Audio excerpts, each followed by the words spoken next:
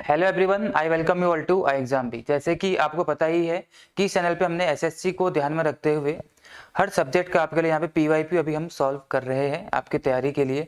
इसी में general awareness का पीवाईपी यानी कि प्रीवियस ईयर पेपर 2021 किसी एक सेट के एक पार्ट को मैंने पिछले वीडियो में सॉल्व किया था। आज हम उसी के दूसरे पार्ट को देखते हैं, आगे बचे हुए क्वेश्चंस को यहाँ पे देखने का ट्राई करेंगे और बाकी सब्जेक्ट्स के लिए भी आप लोग हमारे साथ जुड़े रह सकते हैं। तो वीडियो को शुरू करते हैं। आज का पहला क्वेश्चन है, डैश इज रिड्यूसिंग और एलिमिनेटिंग द डिग्री और इंटेंसिटी ऑफ कंटेमिनेशन। कंटेमिनेशन मतलब होता है प्रदूषण।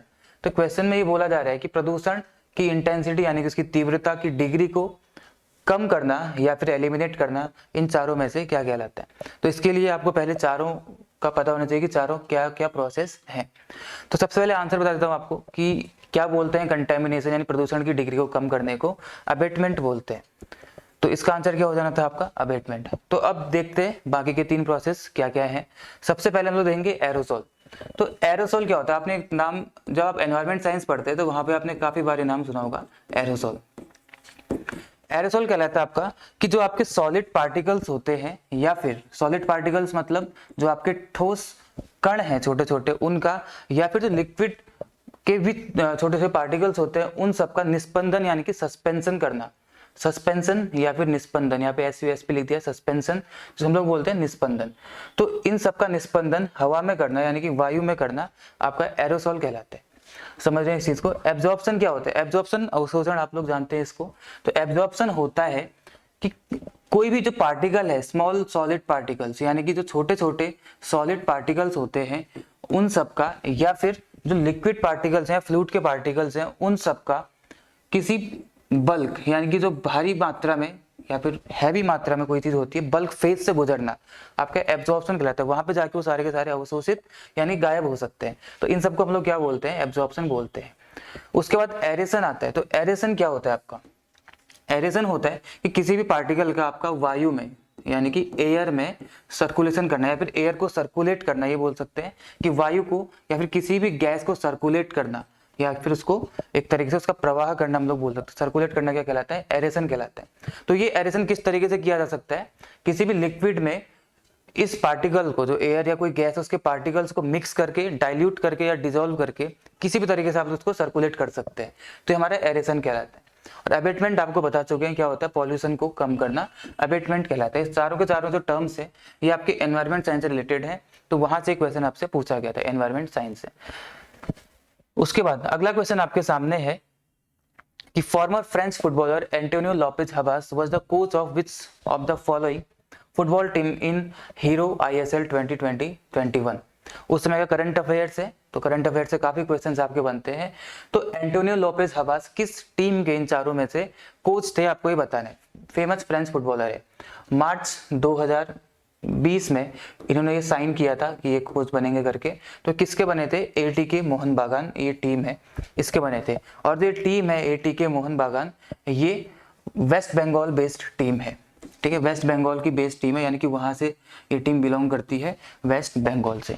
और ये इससे पहले दो टीम्स हुआ करती थी फुटबॉल की बहुत फेमस, उन दो टीमों का मर्जर है। ठीक है, अब वो दो टीम्स क्या थी इतना नाम आपके लिए याद रखना जरूरी नहीं है, लेकिन दो टीम्स का मर्जर है एटीके मोहन बागान, वेस्ट बंगाल से इनका बेस है, बिलोंग करती है। अगला क्वेश्चन है कि dash was an important port city of ancient India. Ancient India से आपसे क्वेश्चन पूछा गया हिस्ट्री से कि इन चारों में से कौन सी एक इंपॉर्टेंट पोर्ट सिटी यानी कि बंदरगाह के तौर पे जिसको यूज किया जाता था वो सिटी है। ये पहला क्या, अहिच्छात्र, दूसरा चंपा, ताम्रलिप्त या फिर श्रावस्ती। तो इन चारों में से इसका आंसर क्या हो जाना था, ऑप्शन नंबर सी, ताम्रलिप्त। तो ताम्रलिप्त है, ये भी आपका जो बे ऑफ बंगाल है इसके सोर्स में, या फिर बे ऑफ बंगाल जो बंगाल की खाड़ी है उसके किनारे पे आपको मिल जाएगी ताम्रलिप्त। वहां पे एक इंपॉर्टेंट पोर्ट सिटी थी क्या आपकी, ताम्रलिप्त, बे ऑफ बंगाल के सोर्स में, या सोर्स मतलब उसके किनारे पे, SHORE सोर्स। ठीक है, वहां पे आपको देखने को मिलेगी क्या, ताम्रलिप्त। तो वहां पे था इंपॉर्टेंट पोर्ट सिटी ये वाला। ठीक है, आगे बढ़ते हैं। अगला क्वेश्चन है आपके सामने, in the union budget 2021-2022 there was an increase of dash in the allocation of health and welfare compared to the previous year। ये भी उस समय का बजट, क्योंकि उस समय पे रिलीज किया गया होगा तो उस टाइम का करंट अफेयर्स है, यहाँ से भी आपके क्वेश्चंस बनते हैं। तो बजट 2021-2022 में ये पूछ रहे हैं कि कितना परसेंट इंक्रीज किया गया था हेल्थ और वेलफेयर के लिए, यानी कि स्वास्थ्य और कल्याण के लिए, कंपेयर टू प्रीवियस ईयर, इससे पिछले साल में जितना भी आपको एलोकेट किया गया था बजट में, उससे कितना ज़्यादा एलोकेट यहाँ पे किया गया या कितना दिया गया, ये आपसे पूछा जा रहा है। तो ये क्वेश्चन है उसमें करंट अफेयर्स। पहले आंसर बता देता हूँ आपको, आंसर है 137%, क्योंकि अब इतना इंपॉर्टेंट नहीं है, उस टाइम पे इंपॉर्टेंट था। जान लेते हैं बजट क्या होता है। हम लोग बजट किसको बोलते हैं, छोटे से टाइम के अंदर समझने का ट्राई करते हैं कि बजट क्या होता है। बजट हमेशा आने वाले साल के लिए निकाला जाता है, और वही चीज अगर पिछले साल की बात करते हैं तो पिछले साल के लिए जो निकाला जाता है उसको हम लोग क्या बोलते हैं, इकोनॉमिक सर्वे बोलते हैं, आर्थिक सर्वेक्षण बोलते हैं। एक दिन के अंतराल में दोनों निकलते हैं। आपको कमेंट सेक्शन में बताना है कि किस डेट पे ये निकाला जाता है और किस डेट पे आपको बजट पेश किया जाता है। इकोनॉमिक सर्वे हमेशा पिछले साल का होता है, और बजट जो होता है हमेशा आने वाले फाइनेंशियल ईयर के लिए किया जाता है। तो बजट होता क्या है, बजट किसी भी गवर्नमेंट के लिए आने वाले फाइनेंशियल ईयर यानी आने वाले वित्तीय वर्ष के लिए जो उनका एस्टिमेटेड इनकम और एस्टिमेटेड एक्सपेंडिचर, यानी कि जो अनुमानित आय और अनुमानित व्यय होने वाला है, उन सबका आकलन करना है, उन सबका जो बैलेंस होता है उसको हम लोग क्या बोलते हैं, बजट बोलते हैं। फिर से बोलता हूँ, आने वाले आने वाले वित्तीय ईयर के लिए गवर्नमेंट का अनुमानित आय और अनुमानित व्यय के बीच का बैलेंस ही बजट कहलाता है। इसमें दो इंपॉर्टेंट टर्म्स हैं, इनकम और एक्सपेंडिचर। इसके बारे में बाकी चीजें फिर कभी बात करेंगे। तो लेकिन ये क्या होता है, इनकम और एक्सपेंडिचर के बीच का एक अनुमान या फिर एक बैलेंस होता है, ठीक है। और ये दोनों इनकम और एक्सपेंडिचर कैसे होते हैं, एस्टिमेटेड होते हैं। ये ऐसा नहीं कि इतना ही करेंगे, घट भी सकते हैं, बढ़ भी सकते हैं। तो ये आपका बजट होता है। इसका आंसर क्या था आपका, 137% था। Which among the following mountains is also known as white mountain. सफेद माउंटेन किसको बोला जाता है इन चारों में से। सफेद माउंटेन वो माउंटेन जिसपे हमेशा बर्फ गिरी रहेगी, तो बर्फ से ढका रहेगा, उसको हम लोग क्या बोलेंगे, व्हाइट माउंटेन बोलेंगे, जिसमें हमेशा स्नो रहेगी या बर्फ रहेगी। चोयू, मकालू, लोत्से या फिर धौलागिरी। आपको पता होगा धौलागिरी हिमालयन रेंजेस का पार्ट है, और ये आपका कहाँ लाई करता है, नेपाल में आपका लाई करता है, नेपाल में। और धौलागिरी हिमालयन रेंजेस का पार्ट है। हिमालयन रेंजेस हमेशा कैसे रहती हैं, व्हाइट ही रहती हैं, सफेद रहती हैं। तो धौलागिरी को ही हम लोग क्या बोलते हैं, व्हाइट माउंटेन या फिर सफेद पर्वत बोलते हैं, जो कि नेपाल में है और ये हिमालयन रेंजेस का हिस्सा है। इसके बारे में यहाँ पे लिखा गया है, एट 8167 मीटर्स हाइट पे सी लेवल से ये आपके देखने को मिलेंगे नेपाल में, ठीक है।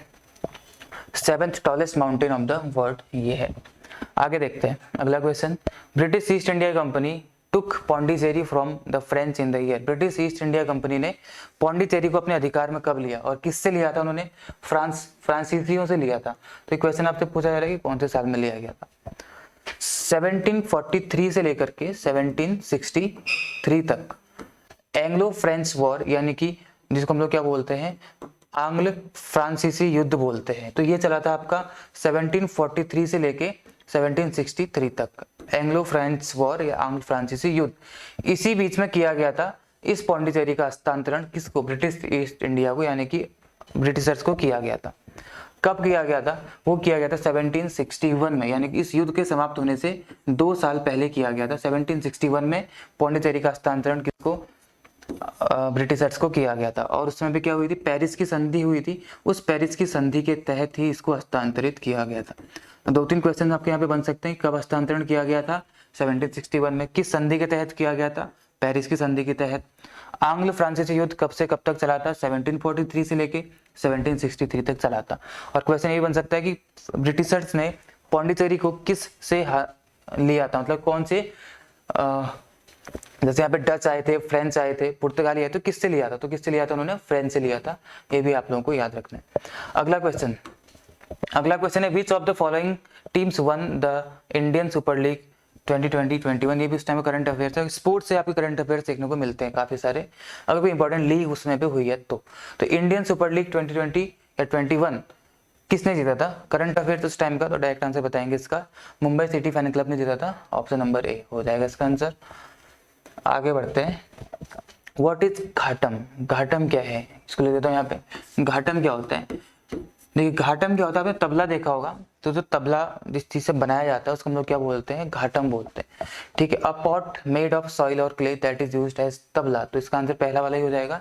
एक ऐसा बर्तन है जो कि सॉइल या क्ले से बनता है, जिसका यूज हम लोग तबला बनाने के लिए करते हैं। तबला एक वाद्य यंत्र है, उसको हम लोग क्या बोलते हैं, घाटम बोलते हैं, ठीक है, ये आपसे पूछा गया था। इसका आंसर ऑप्शन नंबर है, एक बर्तन जिसका यूज हम लोग तबला बनाने के लिए करते हैं उसको घाटम बोलते हैं, सॉइल या क्ले का बना होता है। Who is the writer of the secret of Veda? The secret of Veda, एक ना एक क्वेश्चन आपसे, एक से दो क्वेश्चन आपसे बुक्स एंड ऑथर से पूछता है, एक या फिर दो क्वेश्चन पूछेंगे। तो वहीं से एक क्वेश्चन बना आपके लिए, द सीक्रेट ऑफ वेदा किसके द्वारा लिखी गई है? द सीक्रेट ऑफ वेदा किसके द्वारा लिखी गई थी? श्री औरबिंदो के द्वारा लिखी गई थी सीक्रेट ऑफ वेदा। आपसे बुक्स तीन तरीके से पूछ सकते हैं। सबसे पहली बुक जो आपसे पूछ सकते हैं वो आपको एंशिएंट से रिलेटेड जो बुक्स होती हैं, जैसे कि ये वाली है, तो ये बुक्स आपसे पूछ सकते हैं। उसके अलावा दूसरी जो हमारे फ्रीडम फाइटर्स होते हैं उनके द्वारा लिखी गई बुक, स्वतंत्रता सेनानी के द्वारा लिखी हुई बुक फ्रीडम फाइटर्स, वो भी आपसे पूछी जा सकती है। इसके अलावा जो तीसरी बुक है वो आपसे पूछ सकते हैं जो जिनको अभी हाल ही में कोई प्राइज मिला हुआ है, ऐसी बुक्स, जैसे कभी मैन बुकर प्राइज या बुकर प्राइज मिलते हैं तो वहां से रिलेटेड बुक्स आपसे पूछ सकते हैं। ठीक है, तो इसके राइटर कौन थे? आपके श्री औरबिंदो थे, यानी कि 4th नंबर का इसका हो जाएगा। अगला क्वेश्चन आपसे क्या पूछा गया है? Who among the following became the Chief Minister of Uttarakhand in March 2021? मार्च 2021 मांगे ने करंट अफेयर्स आपके सामने है, ये भी आपसे पूछा गया। आप देख रहे होंगे कि आपसे करंट अफेयर से क्वेश्चन बहुत ज्यादा पूछे जा रहे हैं। अभी कम से कम 3 से 4 क्वेश्चन हमको इन 10 क्वेश्चन में से मिल चुके हैं जो कि सीए से हैं आपके। तो आपका करंट अफेयर्स और स्टैटिक पार्ट, यानी कि जो आपके माउंटेन्स, रिवर्स, ये सारी चीजें होती हैं, इनको कवर करना बेहद जरूरी है क्योंकि यहाँ से मैक्सिमम नंबर ऑफ क्वेश्चन आपसे पूछने को मिलते हैं। तो who among the following became the chief minister of Uttarakhand in March 2021? उस टाइम का करंट अफेयर्स है। अभी इस समय पे उत्तराखंड के चीफ मिनिस्टर कौन है? पुष्कर सिंह धामी, PhD, ये है यहाँ पे उत्तराखंड के चीफ मिनिस्टर हैं। उत्तराखंड जिसकी स्थापना 9 नवंबर 2000 को हुई थी। उत्तर प्रदेश से इसको अलग किया गया था उस समय पे, ठीक है, 9 नवंबर 2000 को हुई थी। भुवन चंद्र खंडूरी ये नहीं है, मदन कौशिक।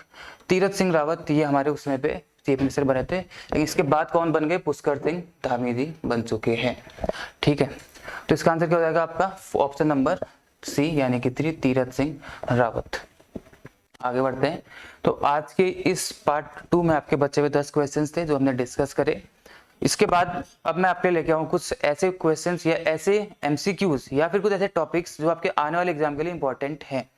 जैसे कि मैंने आपको बताया स्टैटिक पार्ट या फिर करंट अफेयर्स, ये बेहद इंपॉर्टेंट होते हैं। तो मैं सोच रहा हूँ कि अभी इन्हीं को आगे कंटिन्यू किया जाए ताकि आपकी स्टैटिक पार्ट की तैयारी यहाँ से हो जाए। तो आने वाले वीडियोस में आप लोग देखेंगे इंपॉर्टेंट टॉपिक्स या फिर ऐसे स्टैटिक पार्ट से रिलेटेड कुछ एमसीक्यूज या फिर ऐसे कुछ तथ्यों को देखेंगे जो आपके एग्जाम के लिए इंपॉर्टेंट होने वाले हैं। तो फिर आप बने रहिएगा इसी तरीके से हमारे साथ। Thank you all.